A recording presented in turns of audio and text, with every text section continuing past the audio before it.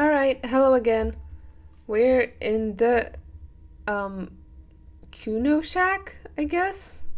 Kuno's shack? Ugh. An empty tube of magnesium supplement. Can I take it?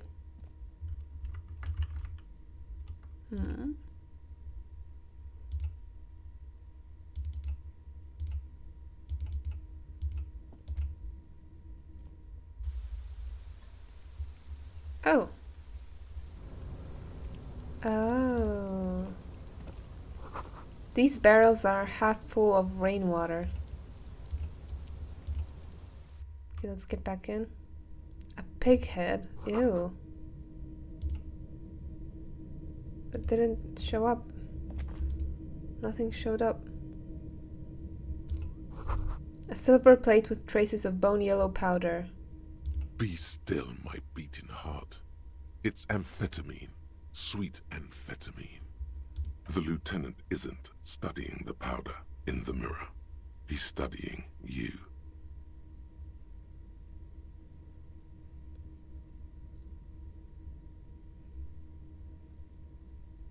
Someone has taken narcotics here. Perhaps the police should interfere. Perhaps not. This is below our pay grade, detective. However... He points to the ladder in the corner. See that ladder there? It's probably another way into the industrial harbor, no? A secret path the local kids use. The poster says, "Get out of the way," or "Get fucked up."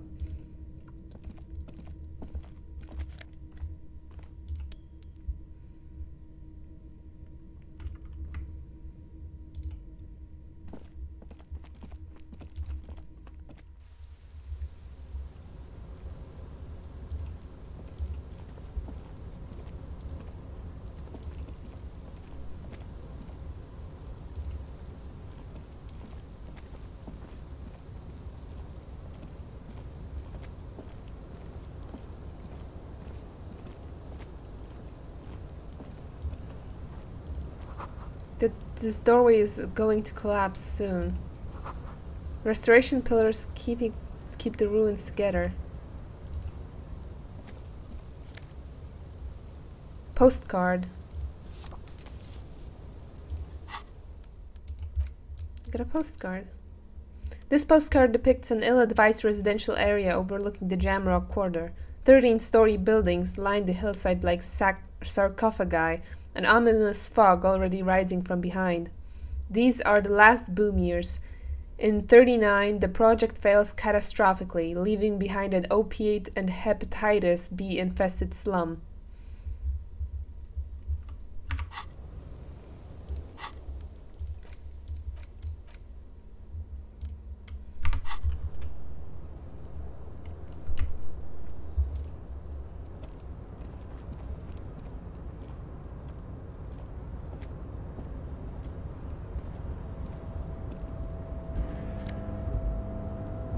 Ooh, a nosafed.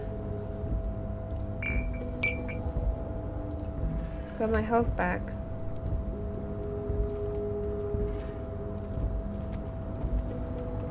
Looks like someone left his tarpaulin cloak hanging on the railing here. Man down, a trooper has been left behind the enemy lines. You could swear it's more of an instinct than anything else, but you know it's a cop's cloak. A cop's cloak! It's a cop's cloak! Yes, it's probably yours. It bears the RCM insignia, and you have a habit of being careless with your equipment. He judges the drop. You could probably make the jump. You look like you've done some track and field in your day.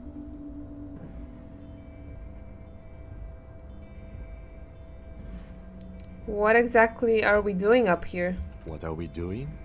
We're awfully close to breaking into the industrial harbor. They're bound to have information for us. I thought that was our intention. Or it could be that we are just exploring. He looks around, wind rustling his hair. He's thinking you've forgotten where you are again. Do you really think this cloak is mine? Should I go for it? Jump. The cloak? I do think it's yours, yes. As to whether you should go for it? He looks over the ledge at the cold pavement below. Well, It doesn't seem too dangerous. 2 major stops. Whenever you're ready to do it, I'll be right behind you.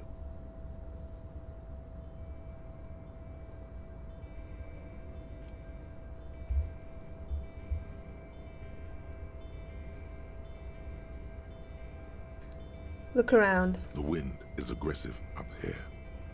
The lieutenant looks at the enormous crane towering in the distance over the container yard. The look in his eyes is a mix of the engineer-like interest and the wonder of a 6-year-old seeing a horse for the first time.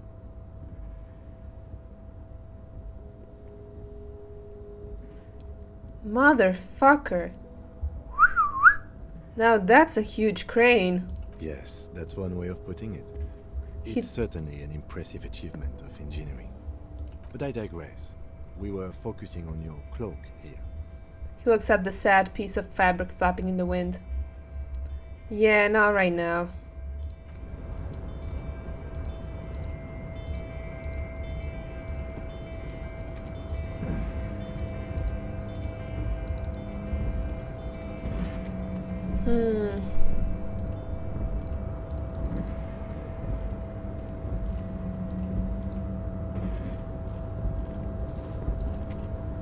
Ah, what the hell? Let's try going for the jump. The tarpaulin cloak with possible RCM markings is still caught on the railing. Oh, yep.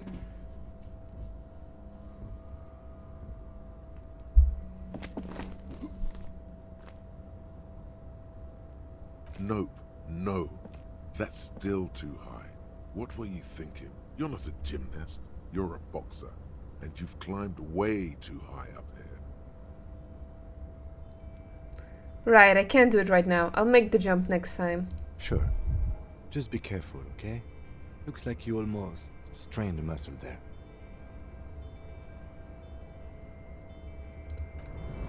Ugh.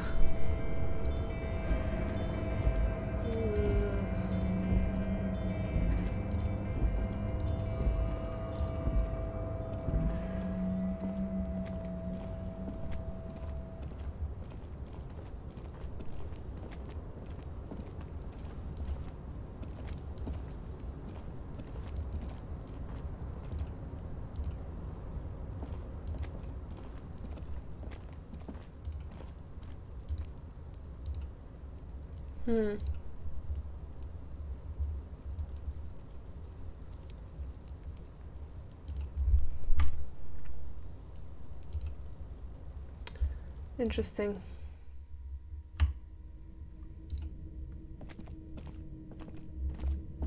If only we'd make the jump.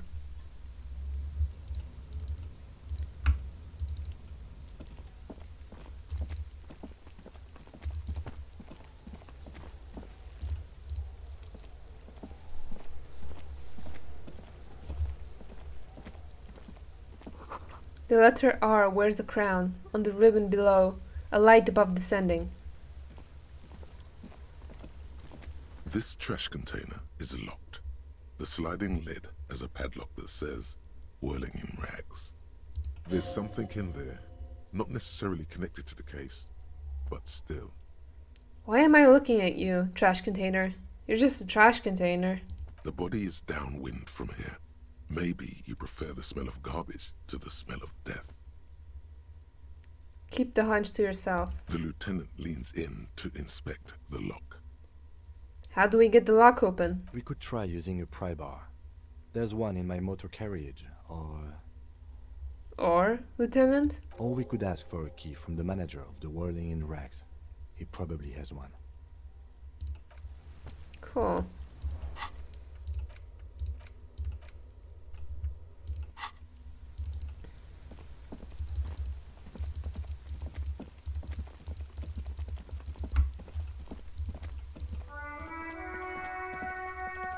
An old call box with a matrix of push buttons lists all the companies in the East Delta Commerce Center.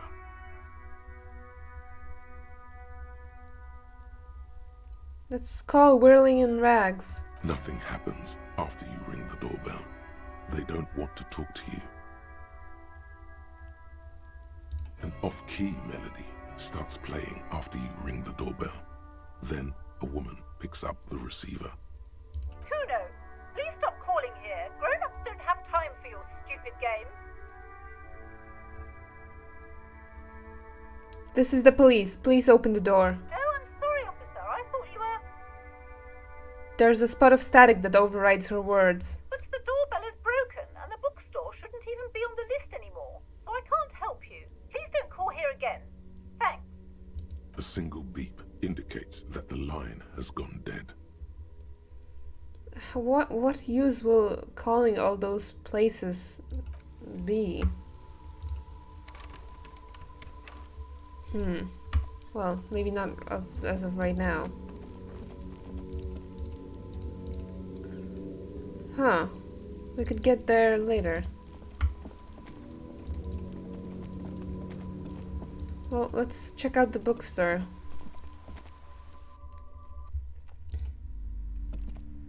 Welcome to Crime, Romance, and Biographies of Famous People. My name is Plaisance. The clerk extends a greeting. Be welcome, and please take responsibility for the energy you bring into this space. A golden pendant hangs around the woman's neck in the shape of what looks like a tiny fish head trapped in amber. Huh.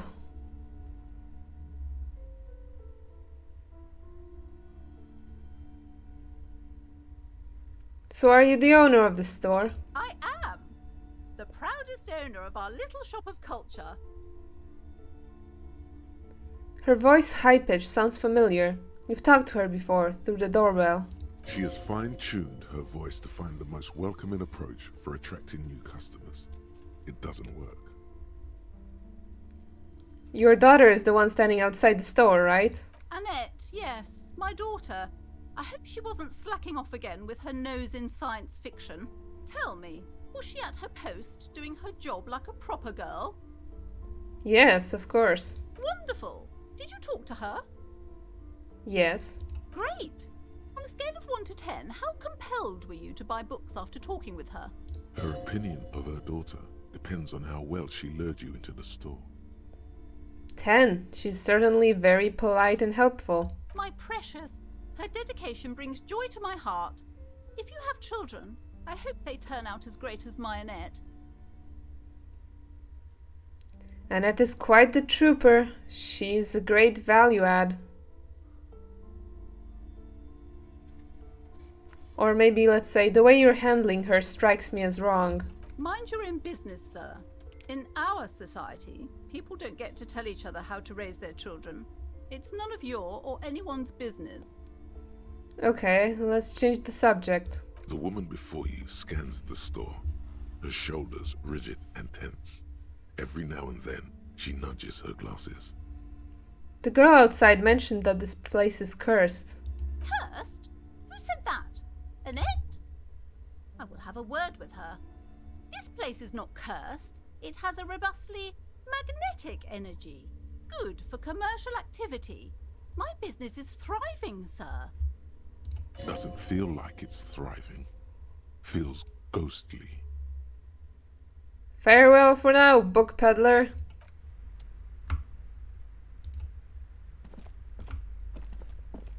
A small mountain of colorful board game boxes. There are numerous types of games for all ages. A lot of shelf space seems to be taken up by Whirling-related merchandise. Storekeep, what board games do you have here? Wonderful board games, sir.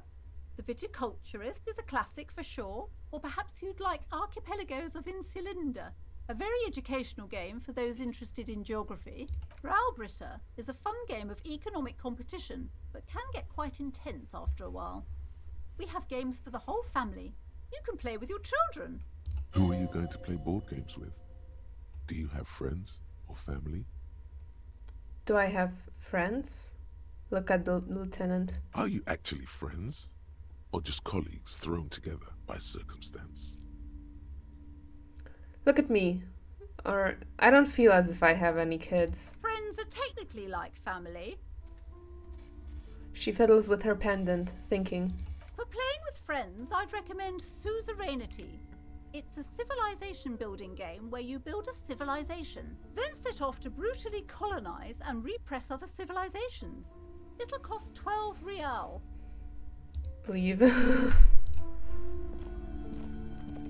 display rack is brimming with worn paperbacks featuring an extremely muscular, sword-wielding barbarian on the cover. Gift books and molten candy. I have no money as of right now.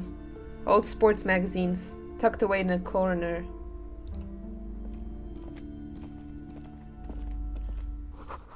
The book collects the national recipes of Arda. They are all about lake trout.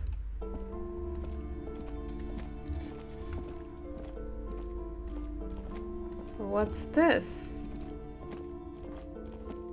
You see a set of tattered curtains blocking the way to another room.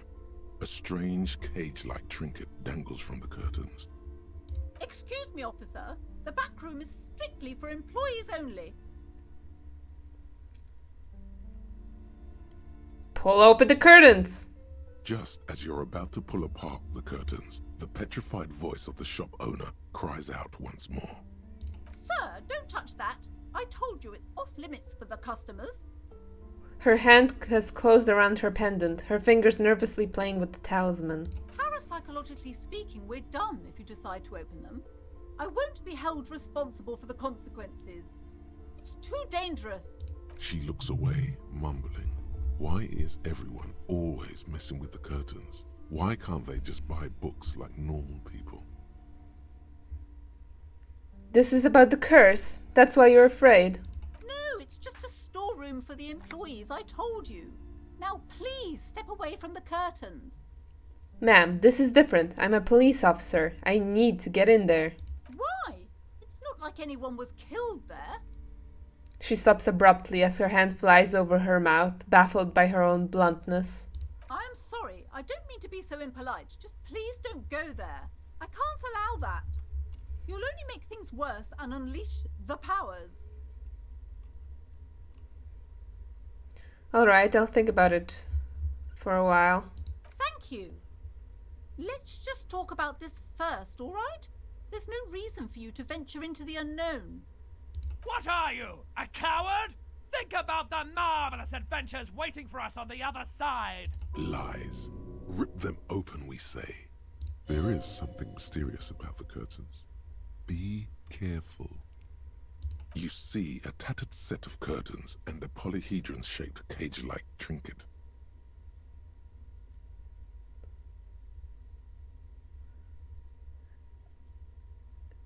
Examine the strange cage-like trinket. You see some kind of charm, an irregular polyhedron assembled from bones, Polyhedron. sticks, and straw. Inside, a disturbing fish head with empty eye sockets stares at you. Aside from poking at it suspiciously, there is nothing else to do with the fish head charm at this time. The curtains remain shut before you. Ignore the curtains for now.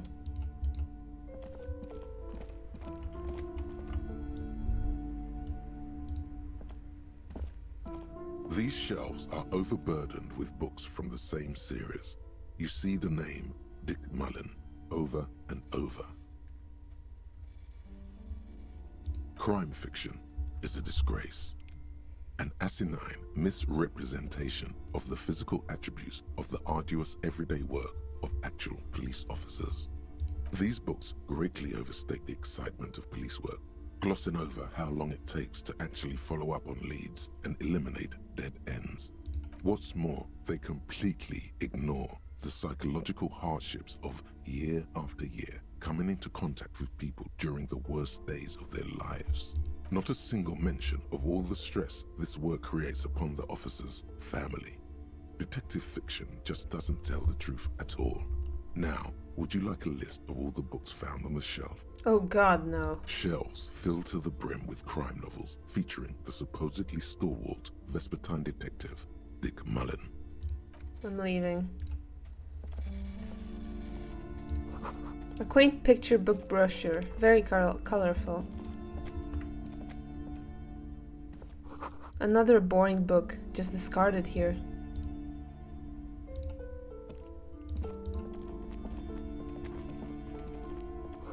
It's a tome of fascist magic, rather candid. The plaque on the shelf reads, Biographies of Famous People.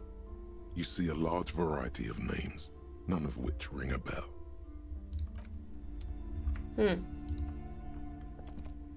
Several maps have been attached to a bulletin board hidden inside the alcove. They're held up by small pins. The board has come loose from one corner. The maps look old and faded. Your eye catches a map of Insulinda, a map of Revachol, and a map of Martinez. I'm looking at the map of Revachol. The north coast of a verdant island is shattered by the delta of a river. It is the River Esperance. Countless bridges put the shards back together, connecting city blocks to river islands.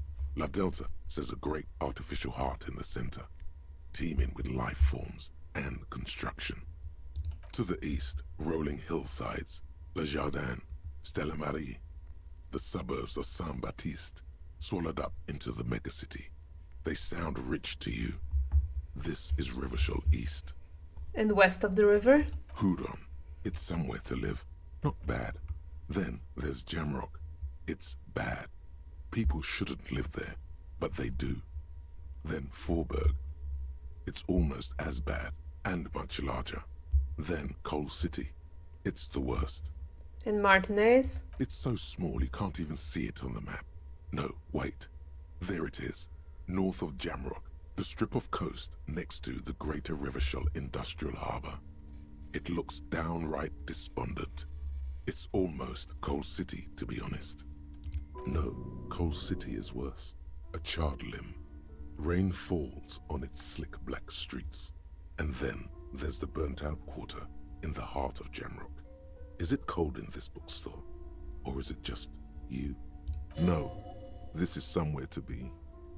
This is all you have. But it's still something. Streets and sodium lights, the sky, the world. You're still alive. I'm leaving.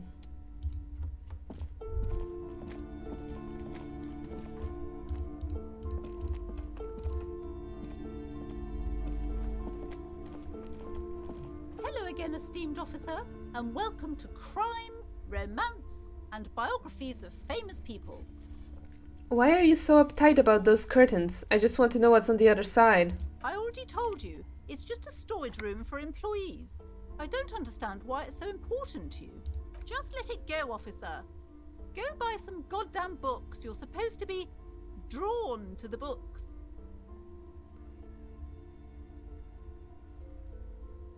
If it's just a storage room, then why do you have that strange trinket on the curtains? It's just for decoration. She wavers under your gaze, mouth pressed into a tight-lipped smile. Then something breaks. Okay, fine. It's because this place is cursed. Just like Annette said, they don't call it the doomed commercial area for nothing. Are you happy now, officer? Happy that you've ruined everything? She closes her eyes and starts mumbling something to her pendant. Take it easy. You've broken her resistance. Pushing her further will gain nothing. Have you sought help from anyone? Yes, I've contacted numerous parapsychologists and even a pair of Simonese mediators. They provided me with the wards. She nods at the strange cage-like trinket on the curtains. The wards help to keep the doom at bay and protect us against the darkness that lies further in the building, even though now I fear it's not enough. Is your pendant part of the wards as well? Oh, this? No, it's a special Himian amulet, blessed by desert pygmy shamans, with a spell of compulsion. It's to compel people to buy books. There are numerous spells cast throughout the store. I had the books anointed with a different inducement spell, for example. It's guaranteed to boost sales 15%. How does this curse manifest itself? The curse is so much worse than you could imagine. It's a disease, eating at the very foundation. A shiver runs through the woman as she looks around the dimly lit store. It's the curse of financial distress, of ruin and bankruptcy. She peers at the curtains again.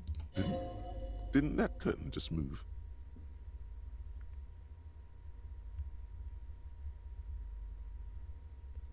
Okay, I'm a little confused. What does that mean? Everyone knows that all the previous companies in this building have sooner or later declared bankruptcy, and their malicious spirits are still here, feeding off bad business practices and disappointing income statements.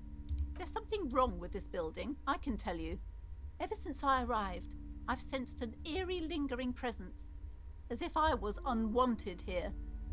Sounds familiar. Don't mention it. Don't mention the strange feeling of being unwanted. She nudges her glasses, anxious and tense.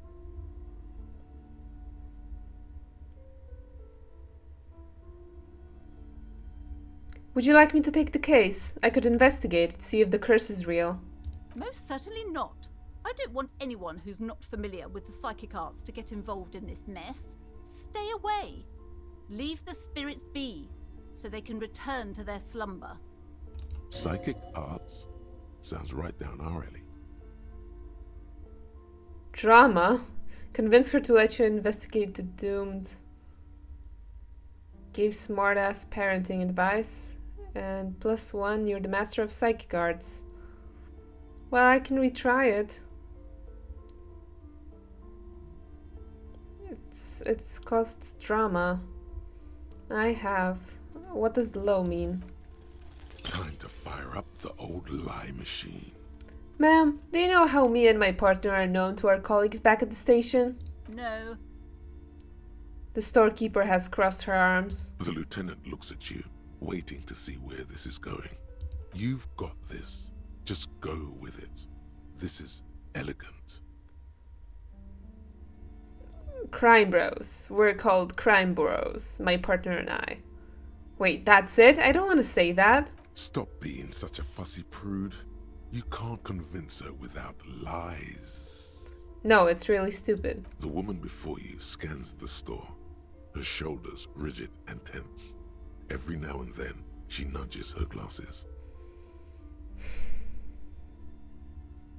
Farewell for now, book peddler.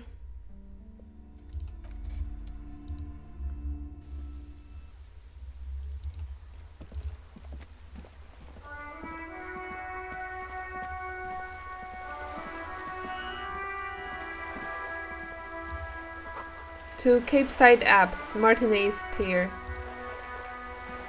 To Roundabout North.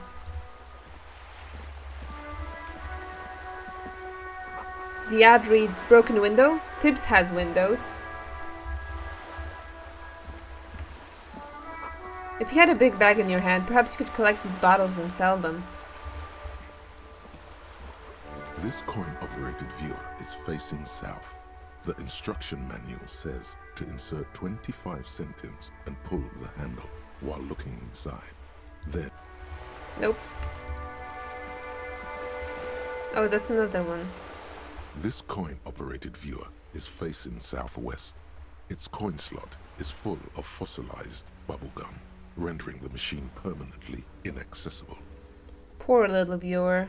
I patted. The metal feels cold and wet under your palm. It looks unhygienic. Okay, let's go back to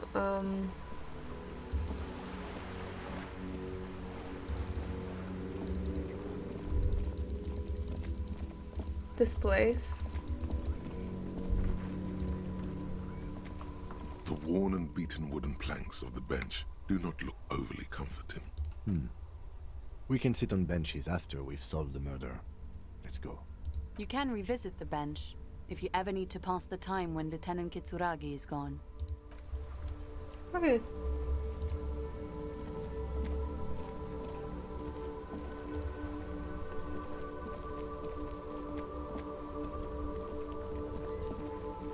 Before you stands a motor carriage. The bodywork is covered in blue and white livery, bearing the number 57. Vapor emanates from the large engine on the back of the vehicle.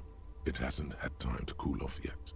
Open the door. In the cabin, you are welcomed by a set of steering levers, a radio microphone on a hook, a pull-out toolbox under the seat, and the soft glow of the fuel preheater gauge. Pick up the radio. The frequency tableau lights up, and the green button labeled Prime Line glows like a feline eye. And then you hear something. The soft purr of electrical kittens. Radio waves cast far and wide over the metropolis. A woman's voice greets you through the static. This is Precinct 57. Hello, Lieutenant. How may I assist you? Hello, Alice. Please assist our colleague from the 41st precinct here. I'm putting him on. Hi Alice, this is the officer from the 41st precinct speaking. Nice to meet you.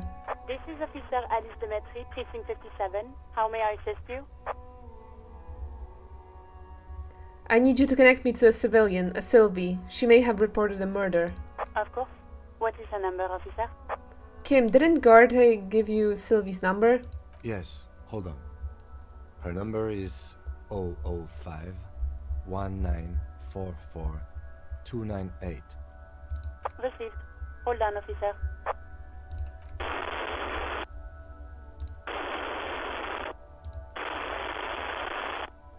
Wait patiently. Lieutenant Kitsuragi slowly begins to tap a little rhythm with his right foot.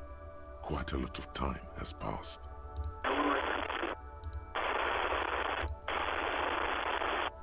Officer, I have Sylvie Malaika on the line for you. Yes, hello? A female voice greets you through the static. It sounds like she's a million miles away from here.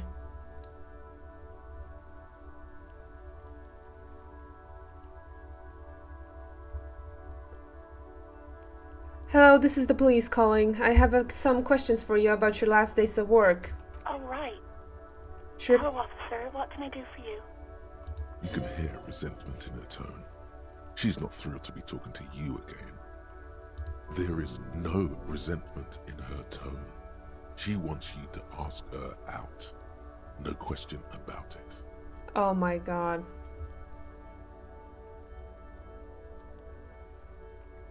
Was it you who called the police? No, not me. Do you know who made that call? No, sorry. I don't. Not a lot of people have phones around here. Copper thieves take the wires.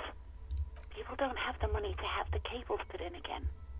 They use the Union's phone, or the one on the coast. It was someone else. We'll find them sooner or later, officer. It just might take a while. But why didn't you call? Didn't the corpse behind your workplace bother you? What? Of course it bothered me. But I thought the Union already knew about the corpse. What does this union have to do with anything? No one calls the police. The Union would get angry. What do you mean by that? You know, what the Union says goes. People listen to them and they take care of their own, which is like everyone here. Garbage.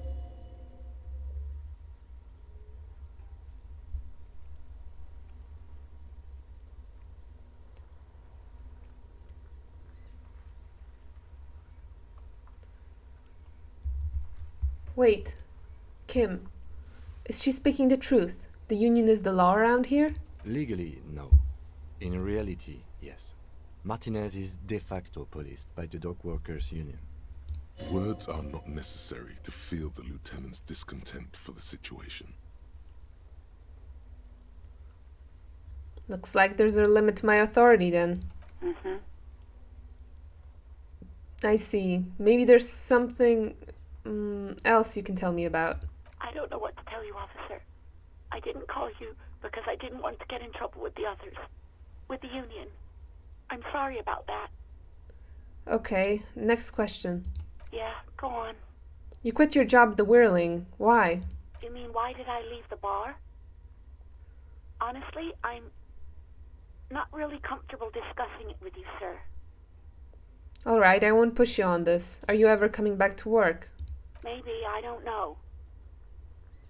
I just know I have to take some time off right now. I think I got everything I need, thanks. I do hope so. Please, don't call me again. Bye. Wait, why does she seem angry with you? Yes, you have obviously done something to upset her at the Whirling in rags, when she was still working there. Wait, before you go, you're mad at me, right? Tell me, what did I do? I can't remember anything. I'm not mad, it's just... You were so drunk and so emotional all the time, and then the skua thing happened. It just made me want to quit. What skua thing? The stuffed bird, the great skua. You threw it against the wall while screaming, "Fuck that bird," and laughing like a maniac. Oh. I think you said it had been giving you shit ever since you got there. Why do I always end up screwing everything up? It was a pretty bird. There since I started working in Whirling. I really liked her. We call her Scotty. There's genuine sadness in her voice. So you're telling me that I was the one who made you want to quit? Yes, obviously. You were the worst client I've ever seen. And I have seen so many assholes in this place. I've had sailors fighting, union guys grabbing my ass, kids stealing booze. Once a guy was glued to the karaoke machine every night for 2 months. But you... Go on, I want to know what I did. Well, you were worse than all of them. Honestly, you were getting borderline aggressive. Even about little things like not turning down the volume at 3 a.m. I even liked one of those songs you kept listening to on repeat. No more. I hate it now. Hold on, which song? We Go On by the OO. I can't listen to it anymore. You've turned it into a parody. Sorry about the song. To hell with that song. Then there was your room. Your project. An experiment to see how bad it can get in there. I tried to send the cleaner, but you wouldn't let me. Threatened to make me understand. I had no idea what you meant, and I don't want to know. And then you screamed something about how you're a piece of shit human being, and why does anyone even let you work as a policeman? That you'd fire yourself, but you can't even do that. I'm sorry. And then I had to deal with your toilet. The one you clogged with police documents, causing water damage downstairs in the kitchen. Yikes. I won't even mention you waving your gun around, harassing customers, threatening to sing karaoke, threatening to kill yourself. Wait, police documents? The ones I had to rent out of your toilet. What happened to them? Damn it, I don't remember what I did to your damn papers. I don't remember every little thing I do. Resentment gives way to concern in her voice. She's worried she might have accidentally done something bad. Then she remembers it's you.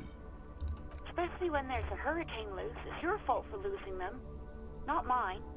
Something in you wants to immediately forget about this, as if there was a reason you threw them away. Okay, I get it. I wasn't a very good tenant. No, you really weren't. You were simply the worst.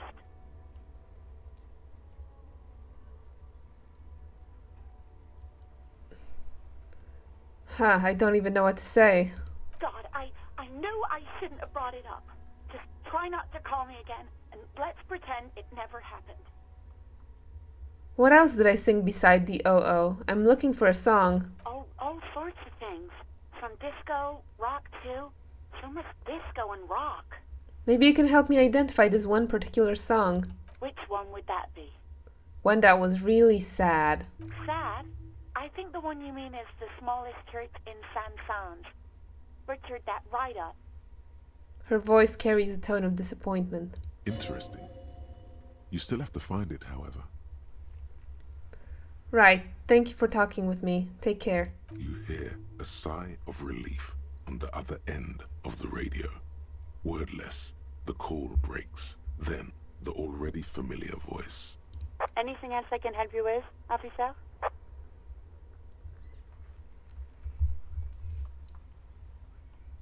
Could you connect me to the 41st precinct? I have something I need to report. Just a second, officer. She puts you on hold, the static crackling softly like a bonfire. After a while, you hear an old man greet you from the radio. His rattly voice is oddly familiar. 10-2, 10-5. This is 41st. Come in. Over. A scrawny old man sits in a dusty cubicle, smoking, with a large white rectangle sewn on his vest. In front of him is a box-shaped apparatus with an array of wires and antennas. The radio switchboard. Hi, this is me here. I worked at your station. 10-4, what's your status? Over. It's not good. 10-18, 10-20, over. Please just talk human to me. These numbers mean nothing to me. State your message, sir. Over. I need to report my badge missing. 10-9, repeat message. Over. My badge. I can't find it anywhere. Basically, it's gone. 10-4, message received. This is a very serious situation. I need to 10-22 the captain. Over. 1022, the captain. This sounds bad. Bad and scary. Like being called to the headmaster's office in school. Is it him? What does he want? Uh-oh. Says he lost his badge and needs to report it. He what? He lost his badge? Who lost his badge? Dick fucking Mullen. Who do you think? It's Officer Dick Mullen from the bestseller Dick Mullen and the Lost Identity. Dick Mullen is not your name. It's the name of a fictional detective who would not lose his badge. Defend yourself. Immediately. They're laughing at you. Can't we just move on? I want to get it done, get it reported and be done with it. 10-4, I hear you, officer. I'm just going to make a note here that you are in pursuit of your misplaced badge. Over. Fuck me. Mac, come here. You've got to hear this. Dick Mullen lost his badge. What's going on? Super Cop here lost his badge. He lost his what now? His badge. He lost his goddamn fucking badge. Enough with this now. I have other things to discuss. 10-9, come again. I didn't get that. Over. The animated conversation in the back is making it difficult for him to hear you. New heights even for Captain Sober. Ask him. Ask him if he's lost his gun too. Sergeant Orson wants to know if you lost your gun too. Over. Check your pockets. Check your... Holy fuck. You don't know where it is, do you?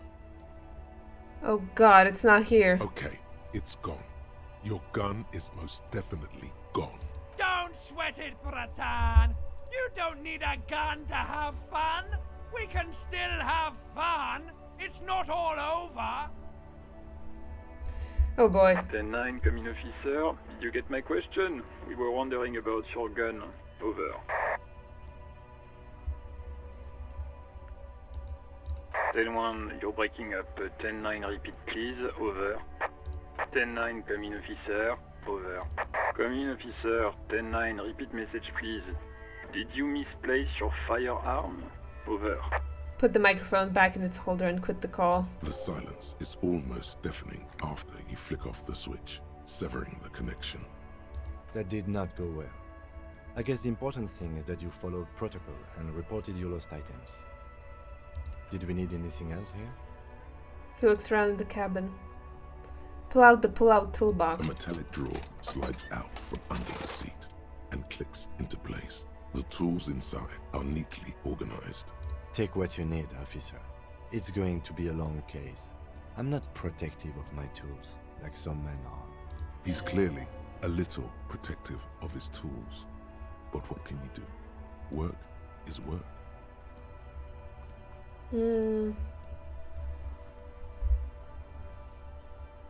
Take the rubber-handled chain cutters. The handles are long and sleek. Snap, snap, go the cutters in your hand. Take the red-tipped pry bar. The pry bar feels nice and cold in your hand, heavier than you'd think. Cold and heavy, like truth. You feel like you're reunited with truth once more. Useful for opening all sorts of doors and lids. And take the hand-cranked flashlight. It's robust, weatherproof, and well-made. Police issue, blue. Lets you see things in the dark you would otherwise miss. Push in the pull-out toolbox. The pull-out toolbox slides back into its nest. Preheater gauge casts a warm glow on the steering levers and the radio on its hook. Kim, what are we looking at? What is this machine? This is the Kupris Kinema, my motor carriage. You can use the toolbox and the radio if you'd like. He nods at the cabin. Motor carriage, motor carriage. Something bad with a motor carriage. A dark lump rises in your throat.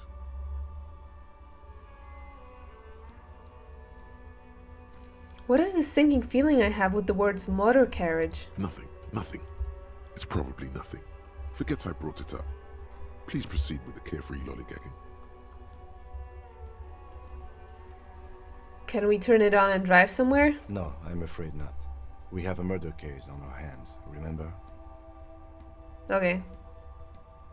In the cabin, you see a set of steering levers, a radio on a hook, a pull-out toolbox, and the soft glow of the fuel preheater gauge. Tap on the fuel preheater gauge. As you tap on the gauge, the indicator pin jerks as if startled. It's in the large orange sector, indicating the engine is warm. Next to the gauge is a red switch labeled heat. There's no use pressing the heat button. It won't start without the ignition key. Alternative translation. Don't even think you can drive my MC. Leave. Keep searching for the caller despite lacking any obvious leads. Track down your gun. And track down my badge. Yeesh.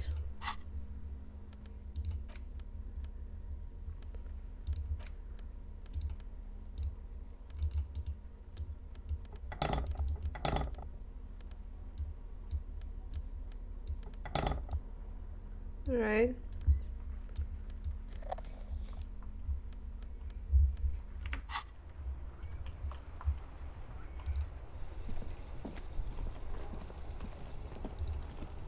I am a gander and a hunter and a gatherer. Feel like a traveler Keep listening. from another planet. Hey there, What's going on here? it's the jam, my man. He motions towards the sprawl of the lorries with a sweeping gesture. What's the jam? It's a traffic jam for the ages. Harbor gates up the street are shut tight, no explanation given. Workers on strike, scabs agitating, an all-around clusterfuck. Meanwhile, we're all stuck here in long-haul limbo for days upon days upon days. Upon days. So how long have you been here? Feels like forever. Like I was born on this here roundabout and this was all I ever knew. Just me and the metal and the tires, the oil and the fumes of mazout.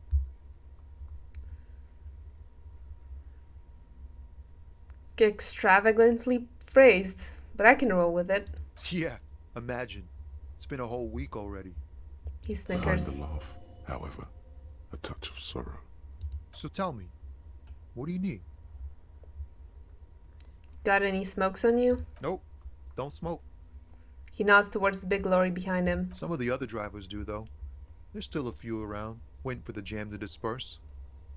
Or waiting for the sweet release of death. Yup, nothing wrong with that statement. Your senses have nothing to add. You left the ask around elsewhere. Guess I'll ask around then. You could also check the kiosk down the street. Frit. With 3 T's. Rebishaw's weird.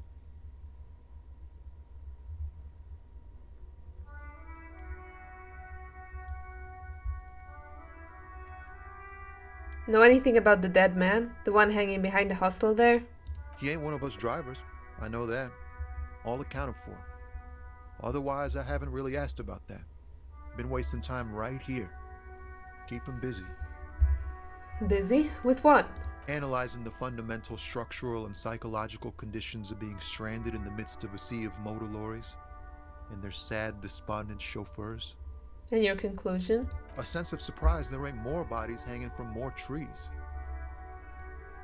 What are you hauling anyway? Oh, high-grade narcotics, illegal firearms, stuff like that. Oh. Time to arrest him. Okay, and what are you actually hauling? Can't even get a few jokes past you, my man. I've got another haul of found cargo. Mostly sporting goods, tracksuits and that kind of thing. They usually get shipped to Grad in the Occident. Though we've been making headway in the Il Moran market lately.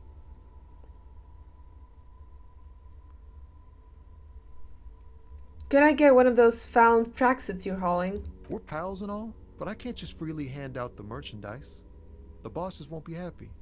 Is your machine behind you? This rockin' beauty. Sure is. Like a rash you can't get rid of. You interested in heavy-duty cargo machinery? Yeah, these lorries are pretty neat. Neat. For carrying large quantities of cargo a long distance. These found tracksuits need to find their way to the kids way out in Wamrau and Loran Bird somehow. There it is again. A little touch of sadness beneath his cool. He thinks he's spent too long in this lorry. Right, I had another question. The man taps his fingers rhythmically against his arm. Formidable.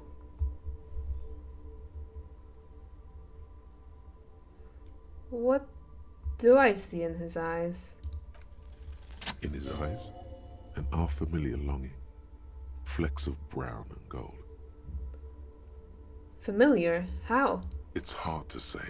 His gaze wanders southwest, down the street that goes beyond the horizon. The road continues for miles, flowing together with other roads, turning into causeways or bridges, ending suddenly in dead ends, or ramping up or down highways. It forms a crisscross pattern across the land.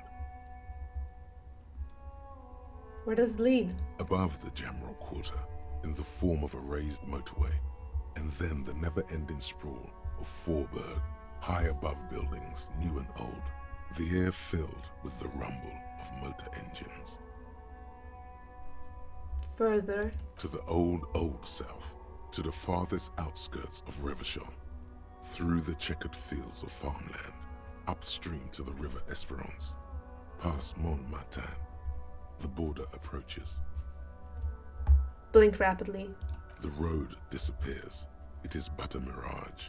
Before you stands a tall lorry driver with sad eyes. What's in the southwest? Excuse me? He emerges from the reverie.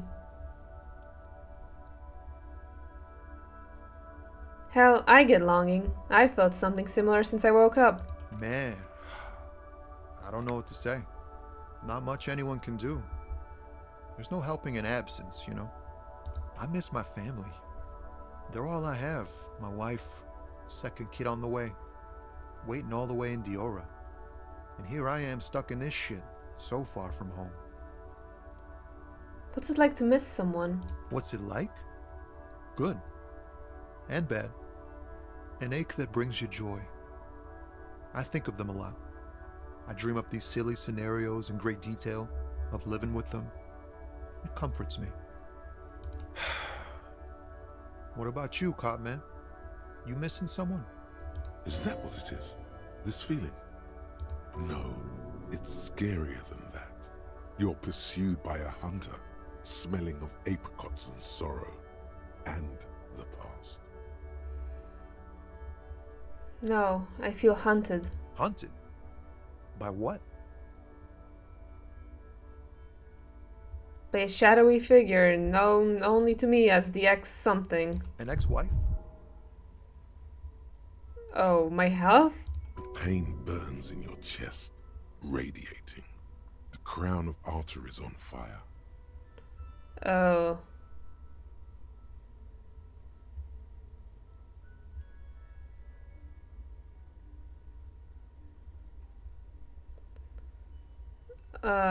Whatever it is, one thing is for sure, it's not my ex-wife. Still, a shadowy figure. That sounds pretty bad. I hope that doesn't happen to my marriage.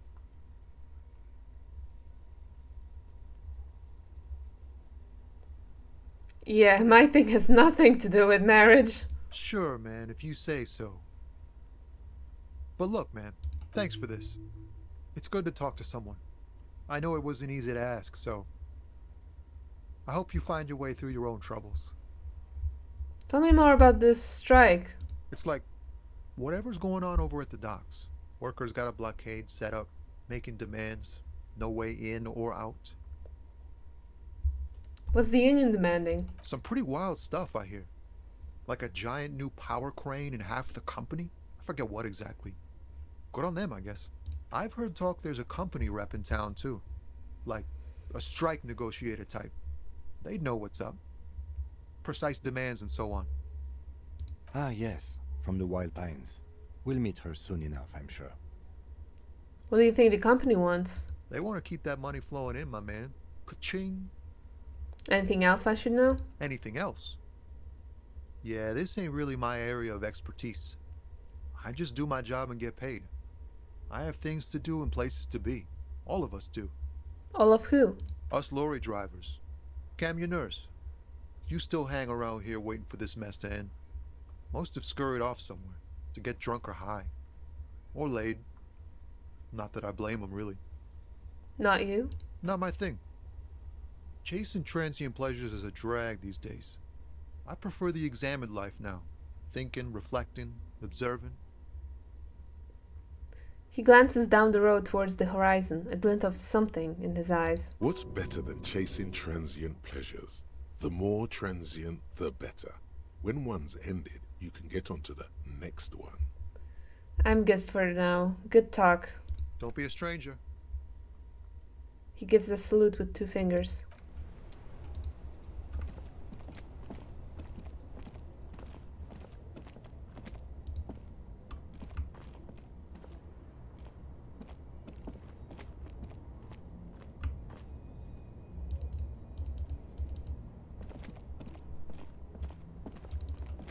I've lost so much health so far.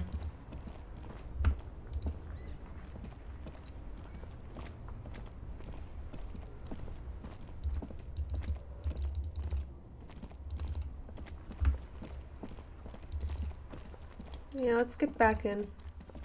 See what's over here. No hard feelings about that last thing, Hello, right? sweetie.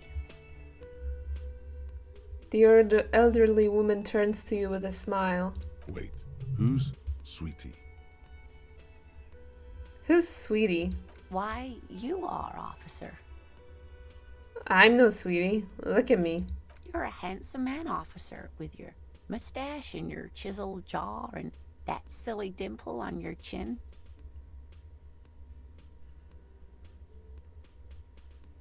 Thanks, I appreciate it. You must forgive me. I'm getting so scatterbrained. I completely forgot to introduce myself. She slaps herself on the forehead. I'm Lena. My husband Morel and I are staying with our friend Gary just down the street, but I come here for tea when they're away.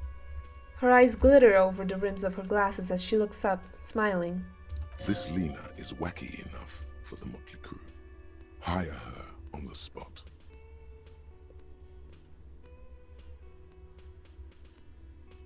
Are you okay? I'm very sorry I crashed into you earlier. I don't know what got into me. Oh, I'm perfectly all right. I'm more worried about you. What was that? Yeah, what was that? From where I was standing, it looked like you were about to pull out 2 guns, but drew out 2 birdies instead. Well, I'm glad you weren't injured. I don't know if you've noticed, but I don't know where I am or what I'm doing, or anything. Yes, officer. You look rather dazed. Like a stunned fox. But surely things can't be that bad. Her eyes follow your movements with some concern. She won't judge you, no matter what you say.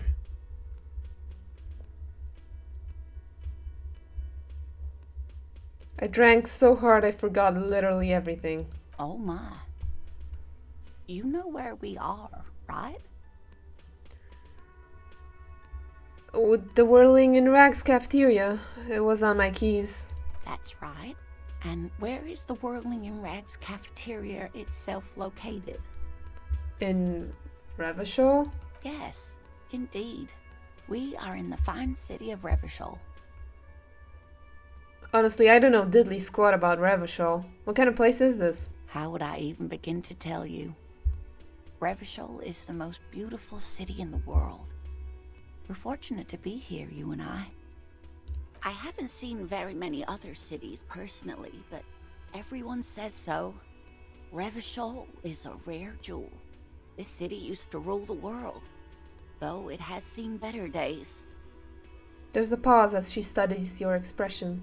You must look quite lost. Speaking of history, you know what year it is, yes?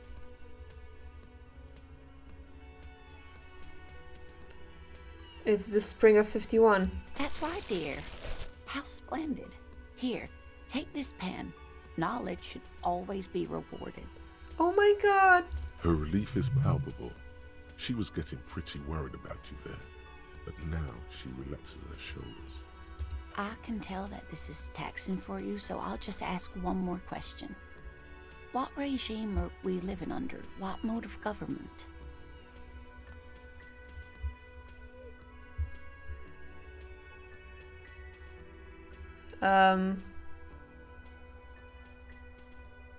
I'd like to think it's the dictatorship of the proletariat, but something tells me it's not.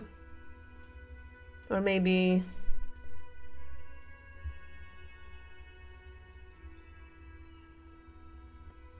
some kind of democracy, maybe? Nope. Sadly not. Revachol is what's called a zone of control, under an alliance of foreign powers called the Coalition. We have no government of our own, and what democracy we have is market-driven. If there's no government, how come there are cops? Oh dear. And you were doing so well. There aren't any cops in Revachol, not in the traditional sense. The status of law enforcement has been a complicated matter since the revolution. But we should stop for today, sweetie. You look like you need a break. Besides, I'm not the best person to explain the big things to anyone. She's scared now. She's realized you really are brain damaged.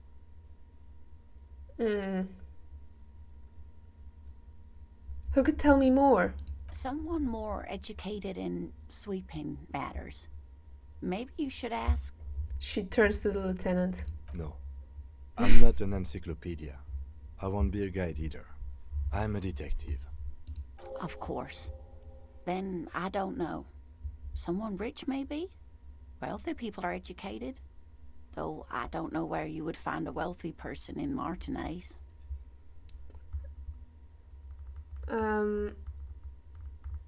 I've got to get going now. Of course, dear. Good luck with your case.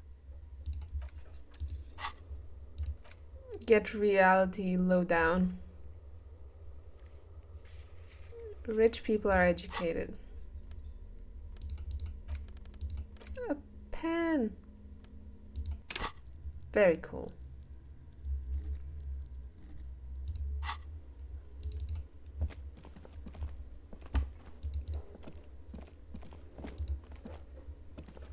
Can I help you?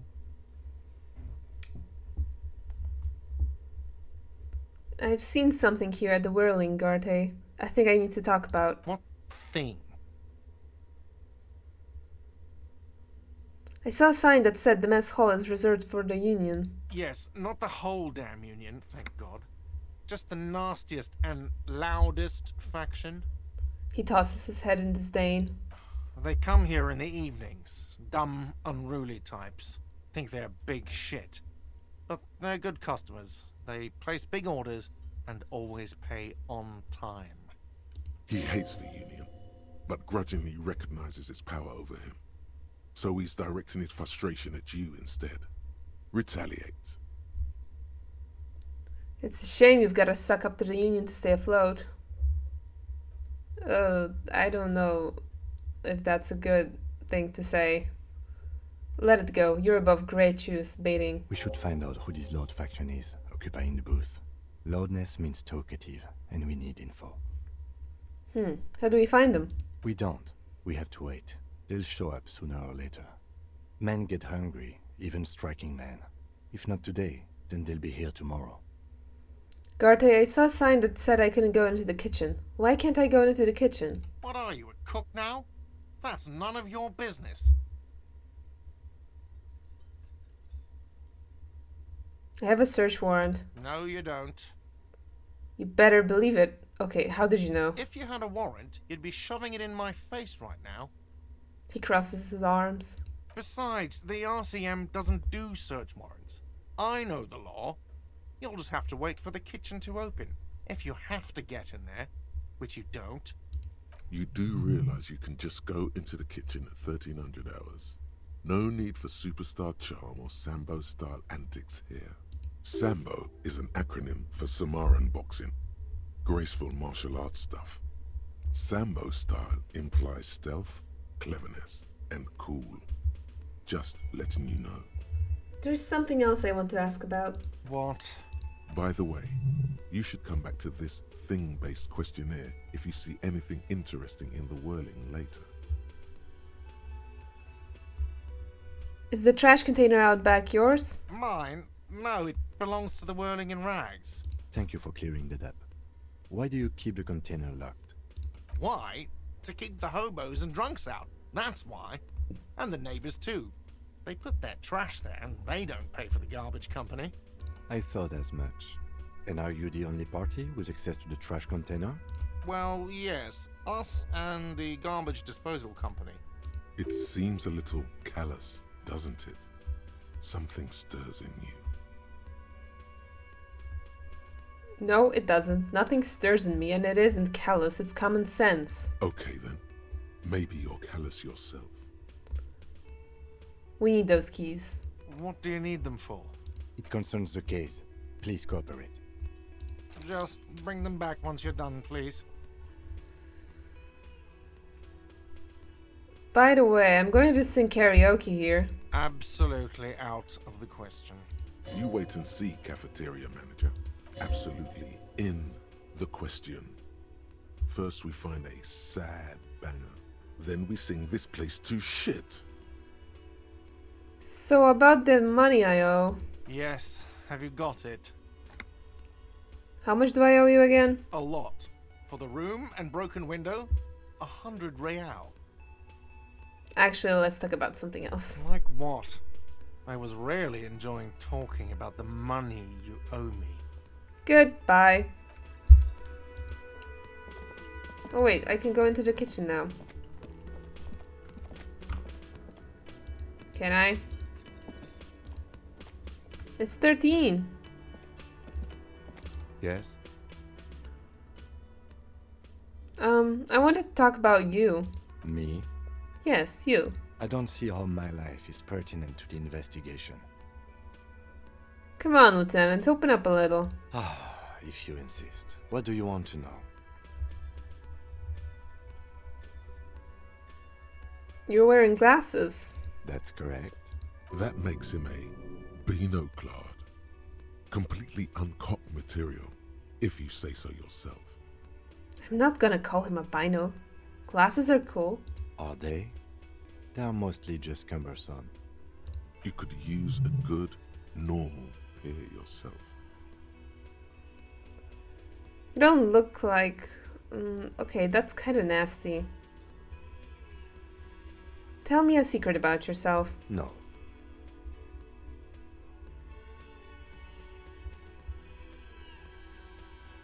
Oh, okay. The lieutenant nods. Do you ever talk with yourself? What do you mean?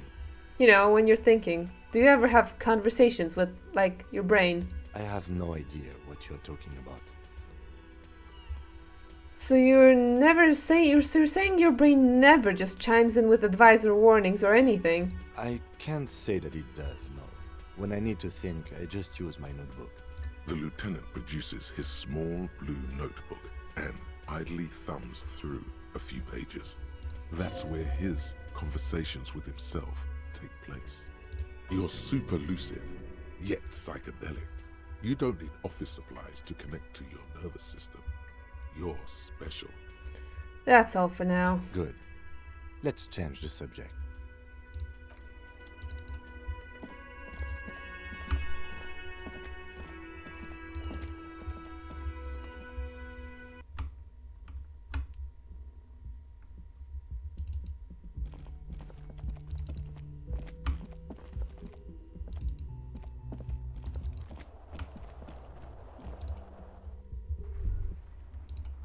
The smell of the sea makes you dizzy.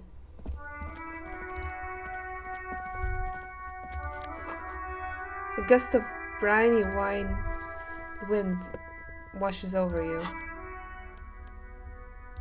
Oh, I have both shoes now. I had only one.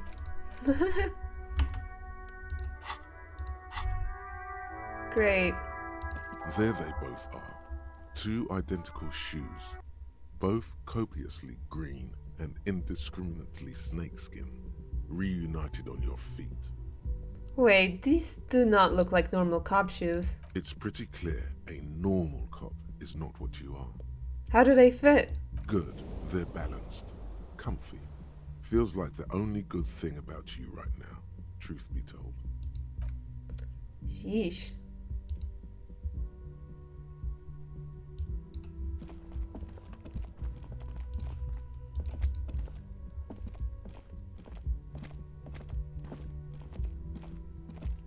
The door is closed. Knock again. Still no answer. Nah, try the handle. This door can only be opened with a key or from the inside.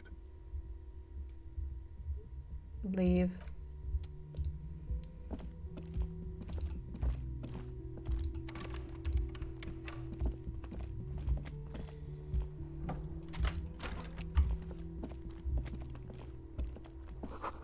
Kim tries not to look at your broken down bathroom door.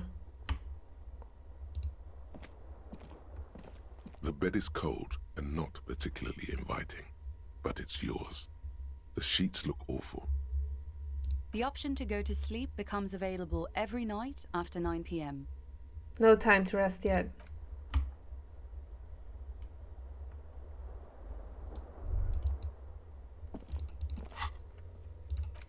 Find out who is in the union box.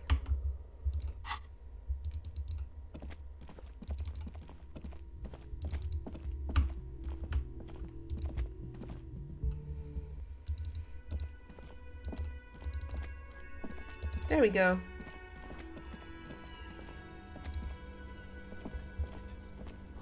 The dishes are drying, the smell of chemicals and pine trees. An aroma of spices, alcohol, and tomato hangs in the air. A thin man is smoking below an exhaust hood, occasionally sipping from his mug.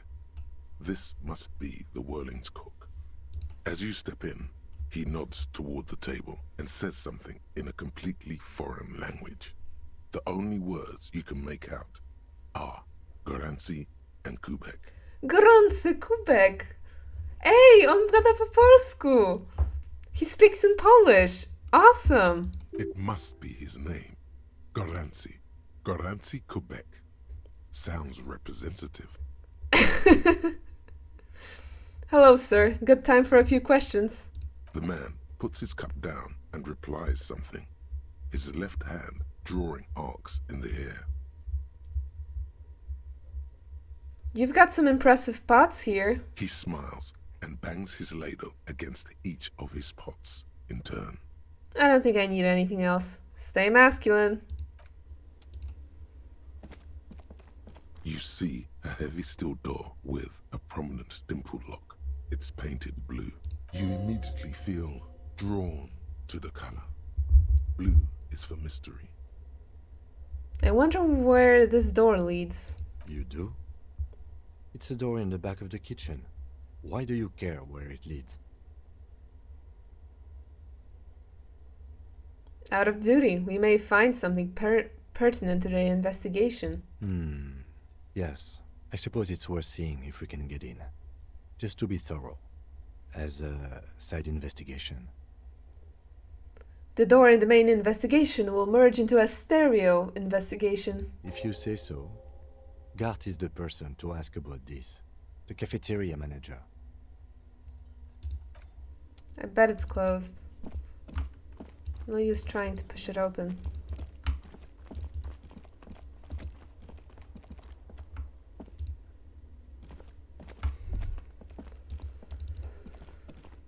Alright.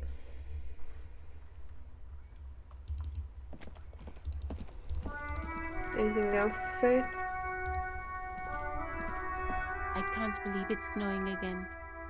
It felt like springtime just a few days ago.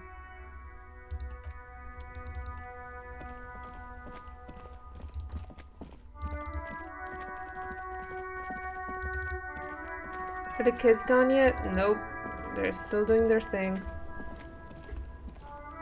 This trash container is locked. The sliding lid has a padlock that says, Whirling in rags.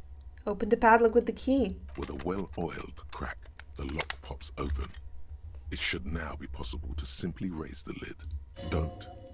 Maybe you shouldn't. Maybe you shouldn't. Of course you should. This is your time to shine, Hobocop. Dive into that dumpster for extra content. Didn't I just have a premonition that there's something in there? There is, but you won't like it. Sweat forms on your brow.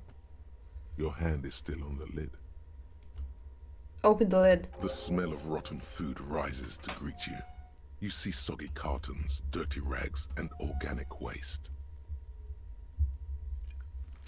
We're just in time. This hasn't been emptied for over a week.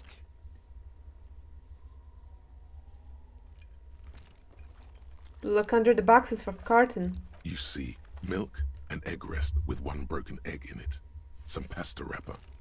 Picking up the soggy packages somehow feels familiar.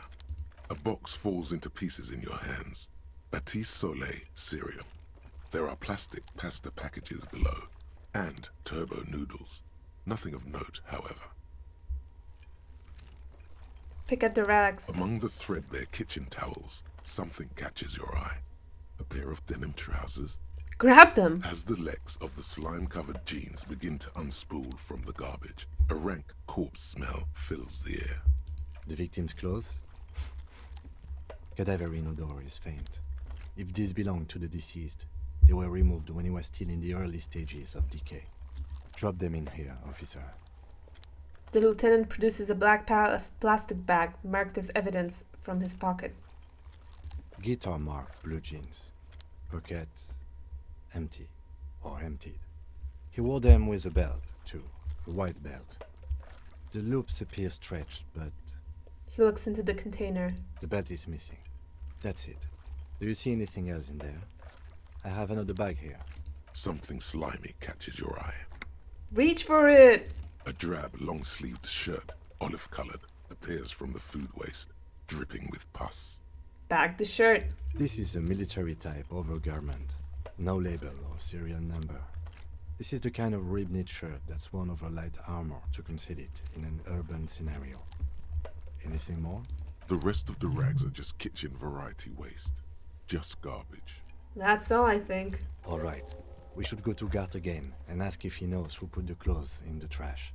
It could be as simple as someone from the hostel cleaning the yard. Or that one. I'd advise against confronting that force. He nods towards the red-haired boy behind him.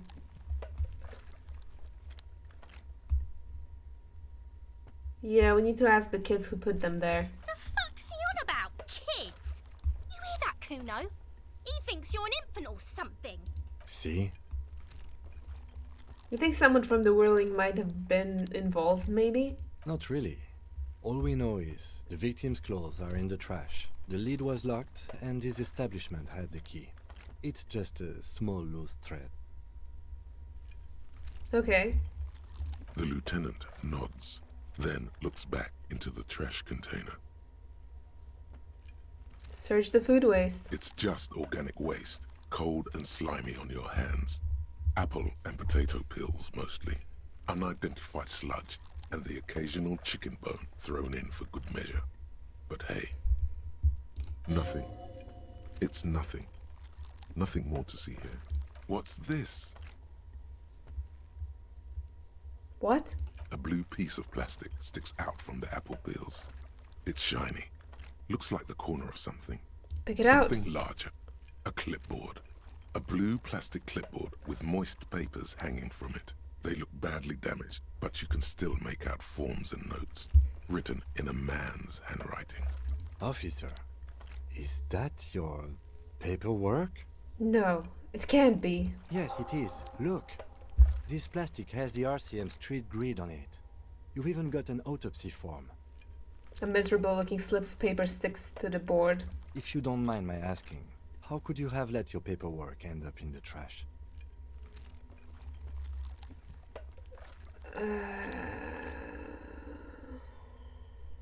I'd rather not to talk about it right now. Understood. He nods, reverting his attention to the container, still stinking in front of you. Be untroubled. If anything, this small moment has made him respect you more. Close the lid. The container sounds a muffled gong. We got something out of it.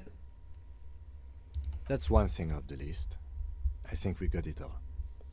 You said you didn't want to talk about the ledger.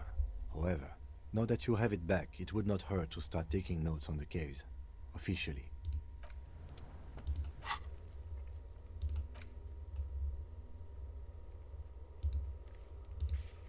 Broken window? Sleeping dock worker? Mirror? Policeman cloak? What is this? These are found white checks. Those that are on white are available to try now.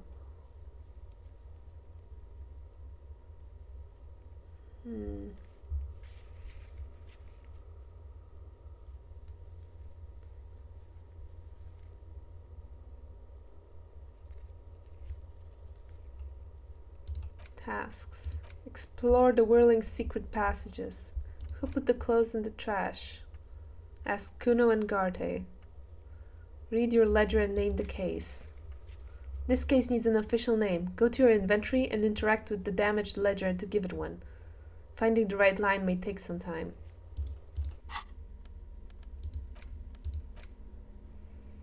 It's the ledger you found in the trash. A pitiful cabbage of white and yellow papers hanging from plastic board, barely held together by a metal clip. This sad display is made complete by the faint smell of urinal cleaner. I think I got it. Right. What more do you need? A rubber condom stuck to the back. A graffito that says defeated. I think you catch the drift. Below the pathetics, terror. Do not look into its blue heart. Browse the white papers. They're not exactly white. They're yellowed in patches by sunlight and alcohol, and covered in dense blue handwriting. Ink escapes into watercolor patterns, reaching its tendrils across entire pages. The paper itself is checkered, with faint red lines, forming short paragraphs. Once in a while, there's a red stamp that exclaims, "Case files commit to paper." The case files themselves are plenty. You count more than 100 sodden, crumpled up, earmarked pages falling apart in your hands. They appear to be sufficiently organized and extremely dense, if mostly illegible. What is in there? What are they about? What are they about? Work, strife, poverty, the Jamrock Quarter. These are handwritten logs of investigations dating back to January 51, this year. The exact number is hard to estimate, due to missing pages and an odd naming convention. But there are at least 20, maybe 30 cases, undertaken, not completed, mind you. There was mention of a naming convention here. Yes, it appears you employ a, shall we say, robust yet literary system. Each investigation has its case number written on the margins. Yet, still more tellingly, most are accompanied by a name. Oh my, and they're written in capital letters too. Yes, all caps. One is called The Next World Mural. Another, The Square Bullet Hole Murders. Another yet, The Unsolvable Case. More? Others appear more light-hearted. The guys on a couch in an unexpected location, and the murder at the Ukar parlor. Even the rare article-free collapsing tenement. Murder features prominently throughout. You like this grimy murdering, don't you? It's going to take an effort to piece these case files together, but it can be done. Once you're done inspecting them up close. I have to open an official case. Is there room? There is, for precisely one more. 15 pages near the end remain untouched by the damage. The checkered grid forms a structure of passages, breaking the case into subtasks to accomplish. Commit to paper, using the pen Lena gave you. The tasks you've completed flow out of the kind green ape pen in a brash freehand similar to the rest of the letters. The wording comes easily. It's almost robotically simple, a language developed for mental rigor and simplicity. Inspect the victim's body. Interview the cafeteria manager. Cross out the ones you've already finished. A satisfying slash sounds across the paper. You're done, it seems to say. And you, and you. Things to be done and things already done. The composition of reality. This is an extremely useful tool for a detective of the Citizens Militia. Now all that remains is to name the case. Lieutenant, have you by any chance named their case? No, actually. Any ideas?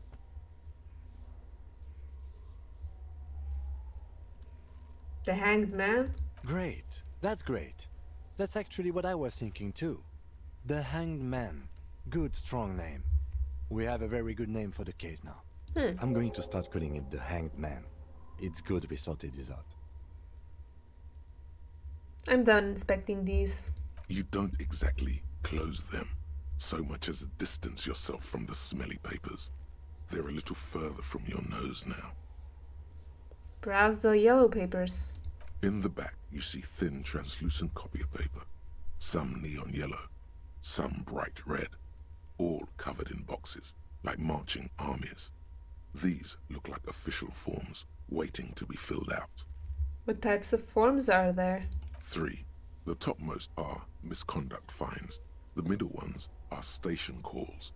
And the bottommost are field autopsy forms.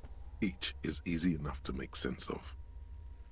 Field autopsy. A dozen pages of thin copy paper, bright red in color. You see the parameters of a deceased human form, waiting to be filled in. Age, sex, condition of internal organs, color of the irises, predation marks, condition of sexual organs. Enough of these. The rest of the stinking cellulose is much worse for wear. Being sandwiched between the board and the rest of the paperwork must have spared the fragile copy of paper. I'm putting the ledger away.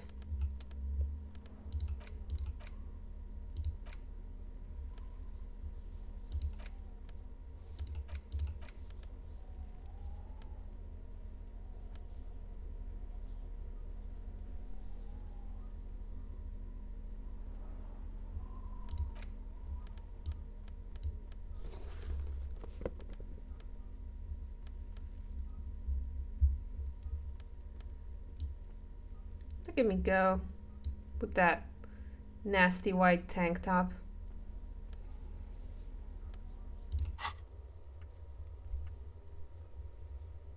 Alright. Hey kid. You asshole. Fuck does Kuno care?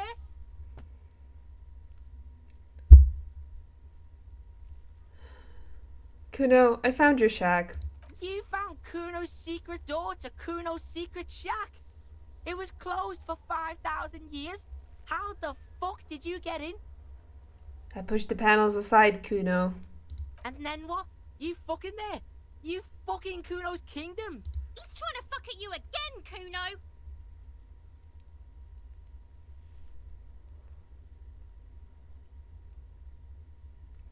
Is that my coat up there? I'm pretty sure it's mine. Is it? You got pretty fucked. Kuno's surprised you've still got your head after all that. After all what? Don't sweat it, drunk pig. Kuno will keep your nasty secret. Kuno's not snitching. He's saying you climbed up there. He probably saw you do it. Could I get into the harbor from the roof? Of course you fucking can. How do you think Kuno made all the docky boys his gimps? Just gotta fly, pig. I tried that. It didn't go so well. Kuno knows. Kuno and C saw you shit yourself. It's okay, pig. Not everyone can face the fear Kuno style. That's all there is to it then. Don't be a pansy. Just jump. Ugh. What was with the pig head? Oh, that? Kuno decapitates pigs. That's just a Kuno demo tape. Cool pig head. I liked it. I got one too. This one. Point to your head. It's shit. What? What is this shit? Fucking on yourself. This is weird level shit. Kuno doesn't go there. Fuck your shit back to normal. What is this? I found a plate covered with powder residue. Know anything about it? That's where Kuno gets his daily hit of electric. Kuno Shazam. Kuno rides the fucking lightning in there, pig. Bet you'd like to ride the lightning too, wouldn't you? You feel tired and old, but you could have that sparkle in your eyes. Oh my god. What's with the tube of magnesolum, Kuno? It's a vitamin, pig. Don't you know anything? He looks at you like you just pointed at the sun and asked what it was. You could use some. Okay, whatever. Okay, whatever. You fucking need that shit to stay on top of your game. Kuno goes through like a tube a day, and you look like you could use a bottle. Oh, don't teach him, Kuno. He's gonna use it against you, Kuno. Come on, it's just magnesium. Don't mystify it. You're not getting this, pig. It completely takes away the hangover. It's like you didn't do anything. Like you stayed home playing with your choo-choo. He looks at you, eyes bulging. Fuck you, pig. Don't do mag. You're gonna OD and you're gonna fucking die. I've heard enough of this. Good call, Pigmeister. Don't come and talk to Kuno about his kingdom. I want to discuss the body with you again, Kuno. The fuck about it? More on this later. Right now, let's talk about something else. You're testing Kuno's patience here. Get lost. I have more questions about the crime scene. Yeah? The kingdom of Kuno? The fuck do you want with it? The dead man's clothes were in the trash container. How did they get there? Yeah, Kuno doesn't know shit about that. That shit is beneath Kuno. I need to know. It could be a lead in the investigation. Someone may have tampered with the murder case. With the murder scene. Listen! Kuno doesn't care about this small-time shit. Just listen. Kuno saw what you did there, dumpster diving. Sad shit. Kuno could hook you up with some sweet rags. Shit like Kuno's wearing. Your size, good price. 500 real.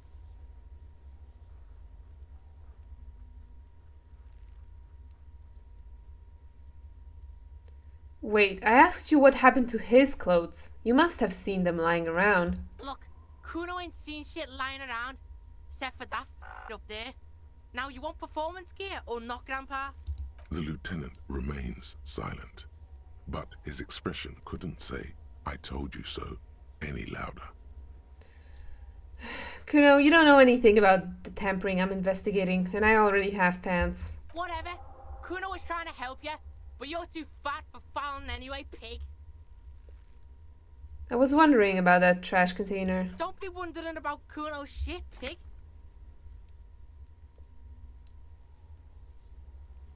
Perps might have stashed something more in that container. Yes, absolutely. Why the fuck are you telling this shit to Kuno? I might have questions later. For now, let's talk about something else. Yeah, whatever. Kuno doesn't give a shit. Okay, I'm off. Kuno doesn't fucking care.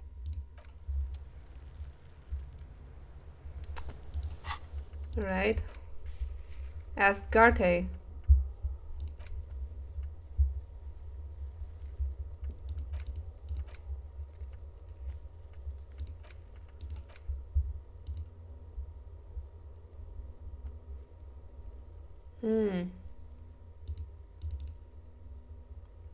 Acquire a copy of the city map.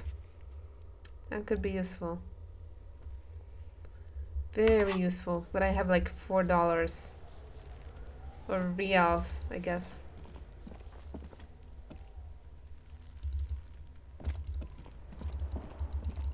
Let's ask Garte about it.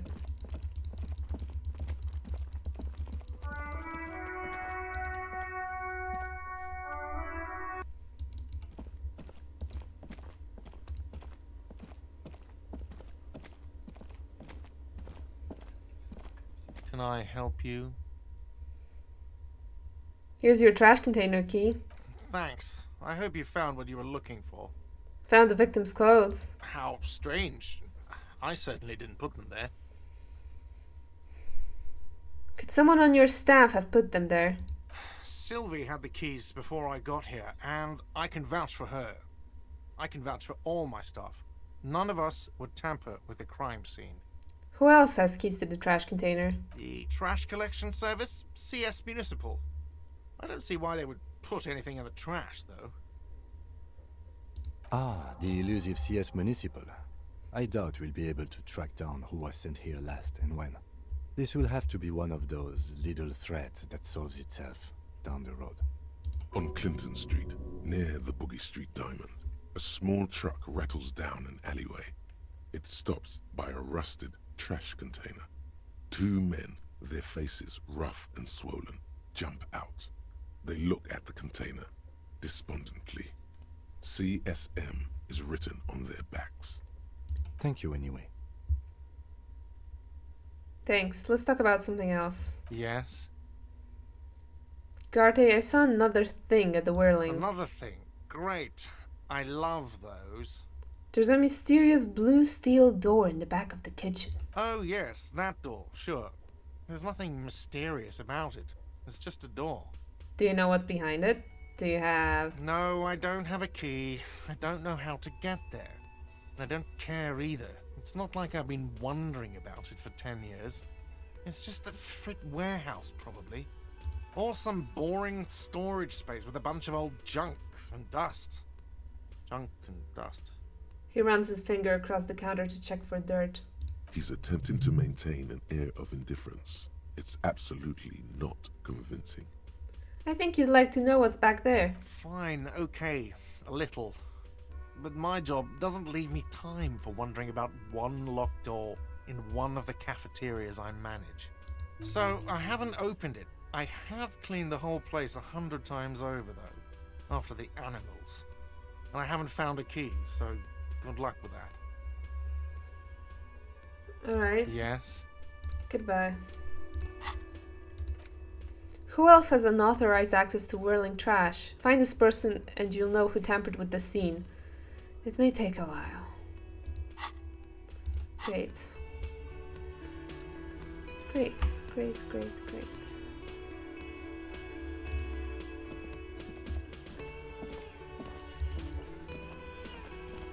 Let's get that magnesium in Kuno's shack. I think we already did, but, well, let's check one more time and try jumping. Or maybe let's not. I don't know. I'm a little wary. Maybe let's explore the town more. Learn what we can.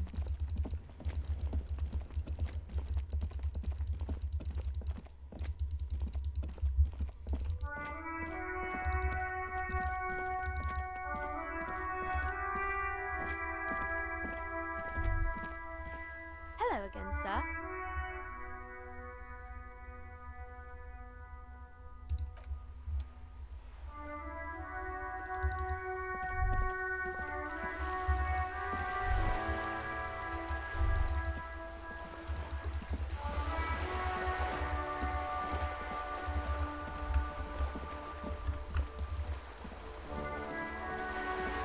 Ooh, birdie. A lonely cormorant surveys the sea, indifferent to your approach.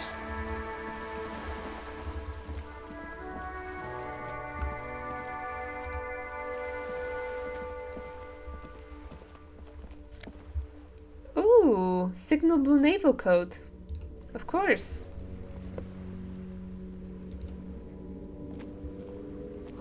There's a girl up there. Did she spill the paint?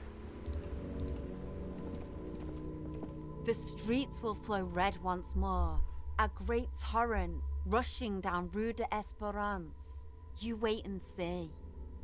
The girl stares at the sailboat by the pier. The streets will not flow red with anything. Who are you? I'm Cindy the fucking Skull. What else do you want to know? Date of birth, blood type, the last time I was tested for Hep C. Let's start with your blood type and go from there. Go where? Accosting a miner? Listen to your partner, pig man. Keep your grubby hooves off little old ladies. Despite the attitude, she puts the brush aside. She's grown frustrated with her work and welcomes the opportunity to challenge authority in other ways. Do you know anything about the recent murder? I ain't no snitch, pigstein. Go forth and forage in someone else's shit. No shortage of squealers in these parts. Actually, there is a shortage of people who talk to us in a normal, calm, informative manner. We weren't put on this earth to make your life pleasant, fucko. What are you doing to the wall? Can't you tell? I'm painting a beautiful mural, an aereo graffitio visible from low orbit. I haven't really started it yet. I'm waiting for the right words. She studies the wall, suddenly pensive.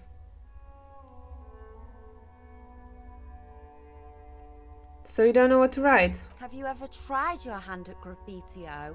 When faced with a blank wall, most people write unimaginative stuff, like pigs go home and Mona was here. We rarely see pigs round here though. Just union cats. And my name's not Mona, so... She wants it to be something true and total. I have an opinion on this. Wanna hear it? Yeah? I love public art. Don't mind us. Keep doing what you're doing. Thanks. I'm sure the inspiration will come to me now that I have an official RCM stamp of approval. You've lessened her desire to deface the building. You keep looking off to the side. What are you looking at? The lieutenant furrows his brow at another one of your eccentricisms.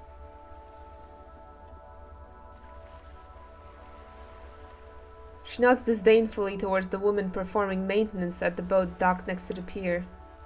Hatred, disgust, it's difficult to tell which of the two is more present in her girlish features. The woman on the boat does not notice her staring. That is on her. Someone's got to keep an eye on her. Who is she? Probably the Wild Pines rep. We should talk to her. She's a professional negotiator, though. I have the feeling she will be very cooperative while telling us nothing. You should take the lead. Ask her unexpected questions, you know? Do your thing. Don't be afraid to get a bit wacky. Throwing her off is our best bet. Good idea, piggies. Run along now. Fuck her shit up good. Impound that boat while you're at it. I'd like to watch her swim back to us on. Catch you later, Cindy. Watch your back, ungulate. You've got eyes on you. Okay, not weird at all. Inside, the frame of a motorcycle in repair and the tools used to disassemble it.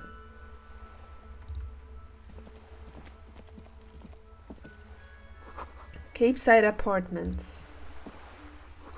Rue de Saint-Ghislain, roundabout north.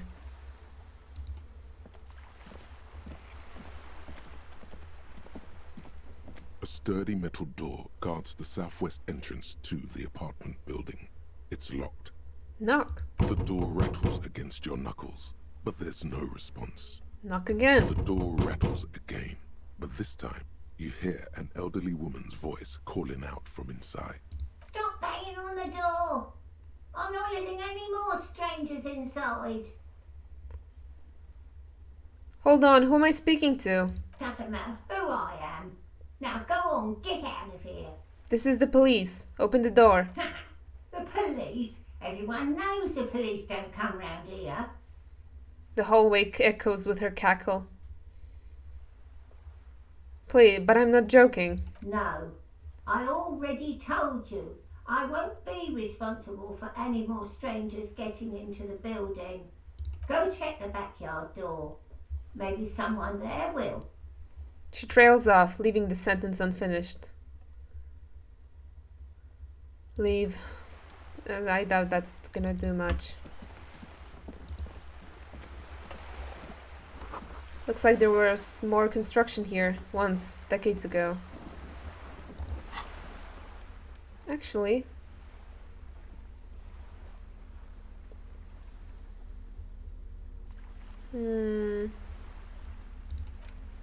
Aye, Captain.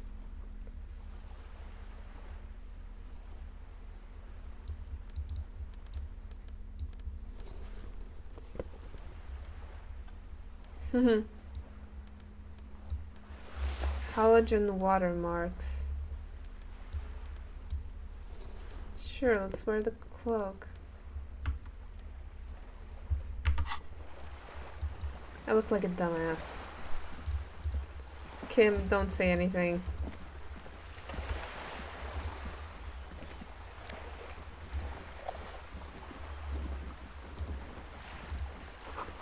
The belly of this boat shines like it was recently painted.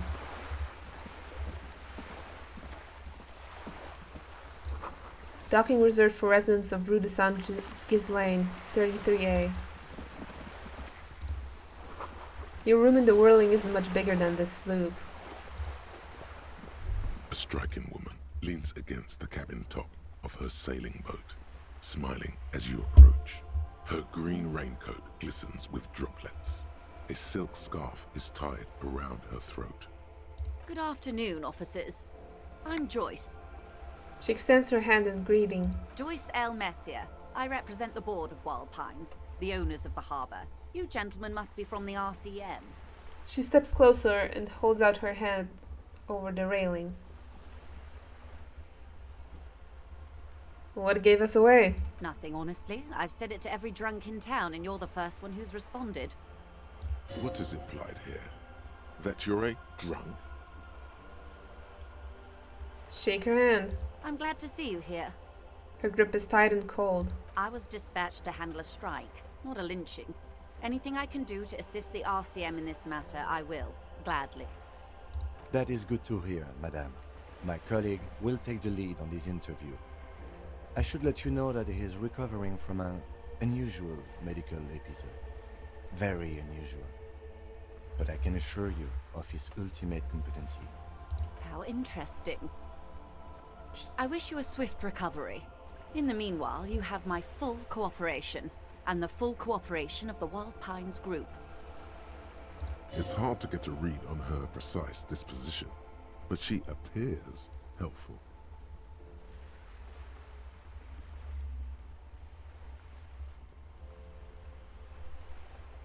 You're on a boat. Why, yes I am. She looks at the deck under her feet. Green and white sails flutter overhead.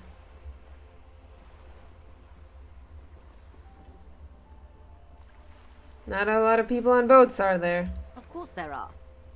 We're on an archipelago. How else are you supposed to get around? What do you mean, archipelago? I mean, we are on Le Caillou, are we not?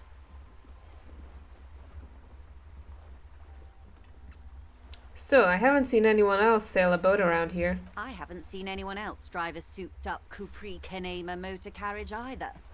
Actually, that motor carriage has been specially issued to serve as a patrol and pursuit vehicle. It's for crossing long distances in the greater Revachol industrial harbor. It's not a toy. Neither is this.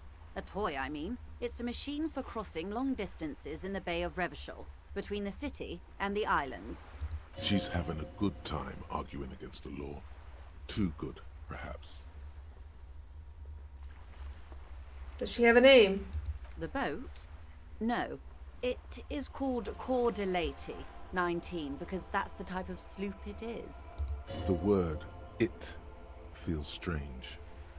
Such a beautiful boat deserves a proper name. A breeze ripples through the sails and tugs at your hair.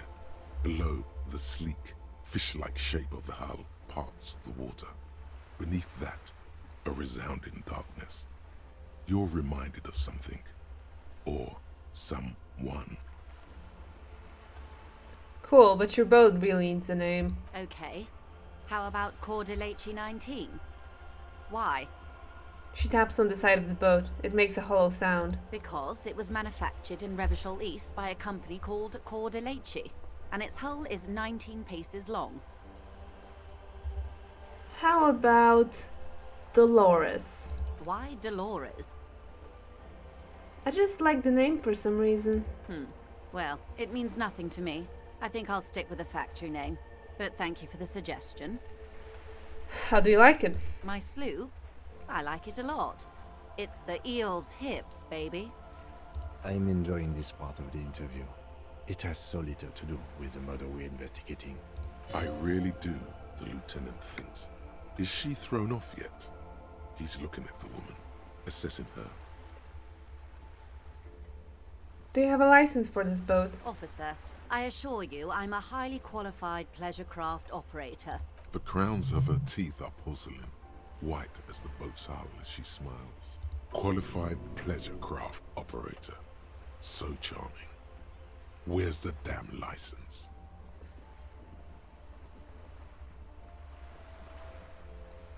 Can I see your license?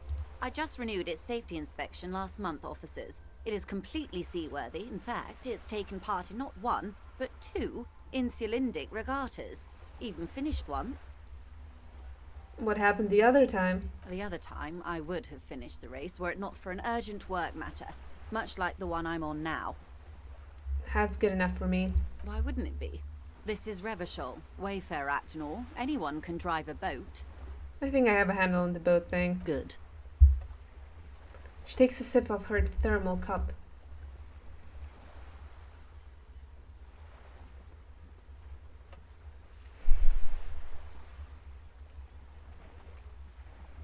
Tell me about Wild Pines. What do you do? What we do? I'm afraid I don't speak for Wild Pines as a whole. It's a giant undertaking. So what do they do? The Pines' core competency is logistics. Container shipping, freight, that sort of thing. See those airships there, blinking? Those are the shipping side of things. And that is the terminal. Another subdivision deals with energy, oil and gas exploration, offshore platforms. She enjoys talking about the company. It would not hurt to inquire more. How much money does Wild Pines have? I'm not at liberty to discuss the company balance sheet, but I can tell you that last year, the company booked more than 20 billion real in revenue. A billion? Ooh. Wow. 20 billion is a large number, but the conglomerate employs 72,000 people. They all need to be paid. Then there are capital improvements, interest payments. A wave hits the sloop. She grasps the mainstay for balance. A conglomerate the size of the Wild Pines is like a shark. If it stops moving, it will die. Then what becomes of those 72,000 families? It's a tremendous responsibility. Where does Wild Pines get all those billions? They started as an exploration and cargo fleet conducting trade between the Samaran and Insulindian Isolas 250 years ago, when pine ships explored the South Yemenese and charted Lormantang on behalf of the suzerain.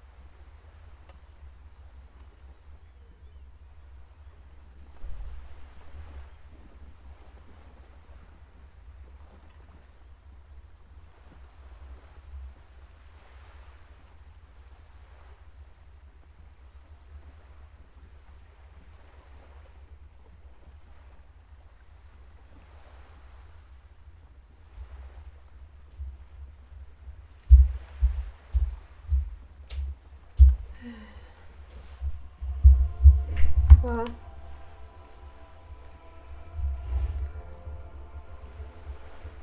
the trick-or-treaters are here. I'm gonna have to end right here. Or maybe let's just finish this conversation. Centuries of care, deliberation, and madness have gone into this endeavor. Vessels pass through the great unrest to re-emerge with apricots in tow.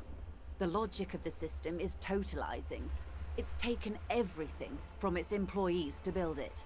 That's all I needed to know. About something else. She nods. Thank you. That's all for now. Of course, Detective. Take care.